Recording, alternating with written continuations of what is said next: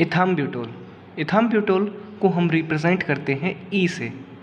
जैसे हम आइसोनियाज़ाइड को एच से रिप्रेजेंट करते हैं, ऐसे इथाम्ब्यूटोल को ई से रिप्रेजेंट करते हैं। इथाम्ब्यूटोल हमारी first line anti tubercular drug है, यानी ये ट्यूबरकुलोसिस को ट्रीट करने के काम आती है।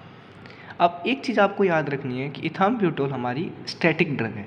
स्टैटिक ड्रग यानी कि ये जो माइक्रोब होगा उसकी कंसंट्रेशन को कांस्टेंट कर देगी, यानी उसको बढ़ने नहीं देगी। बाकी ये उसको किल नहीं करेगी, ठीक है, क्योंकि दूसरी जो ड्रग्स हैं फर्स्ट लाइन में वो सभी साइडल ड्रग्स हैं, वो माइक्रोब को किल करती है। लेकिन ये क्या करेगी, ये उसकी जो पॉपुलेशन होगी उसको कांस्टेंट बना देगी, यानी बढ़ने नहीं देगी बस। लेकिन जितनी माइक्रोब की कंसंट्रेशन प्रेजेंट होगी वो उतनी ही रहेगी। अब सबसे पहले बात करते हैं इथाम्ब्यूटोल के स्ट्रक्चर के बारे में। देखो, स्ट्रक्चर याद करना बहुत ही आसान है इसका। आपको क्या करना है, आपको नाम में ही इसका स्ट्रक्चर मिल जाएगा। जैसे नाम को अगर आप देखें तो सबसे पहले वर्ड है ईथ। ईथ का मतलब है इथेन। इसके स्ट्रक्चर में क्या है, इथेन। ये रहा हमारे पास इथेन मॉलिक्यूल, 2 कार्बन, इसको बोलते हैं इथेन। तो ये हमारे पास इथेन है।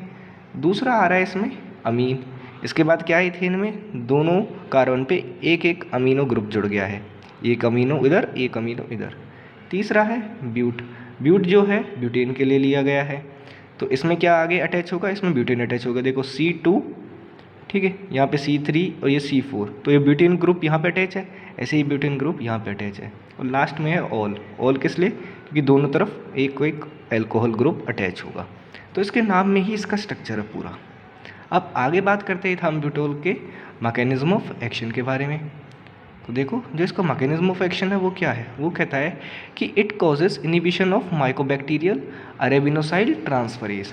ये माइकोबैक्टीरिया के अंदर अरेबिनोसाइल ट्रांसफरेज नाम के एंजाइम को इनहिबिट कर देता है। इसकी वजह से क्या होगा, इसकी वजह से फॉर्मेशन ऑफ अरेबिनोग्लाइकन रुक जाएगी।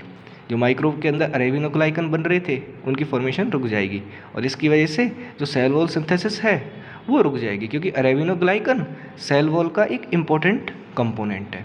तो अरेबिनोग्लाइकन ही नहीं बन रहा तो भाई सेल वॉल नहीं बनेगी। ये ऐसा ही है, जब ईंट नहीं होंगी तो दीवार कैसे बनेगी, तो जब अरेबिनोग्लाइकन ही नहीं है तो भाई सेल वॉल कहाँ से बनेगी।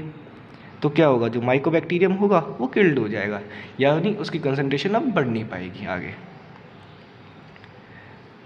अब बात करते हैं इसके आगे थेरेपेटिक यूजेस की और एडवर्स इफेक्ट्स की। तो थेरेपेटिक यूजेस क्या है इसके, more effective against M tuberculosis and M kansasii, ठीक है, इन दोनों के अगेंस्ट ये सबसे ज़्यादा इफेक्टिव है। फॉर ट्यूबरकुलोसिस मेनिंजाइटिस, यानी ब्रेन में होने वाली जो ट्यूबरकुलोसिस है उसके लिए सबसे ज़्यादा इफेक्टिव है।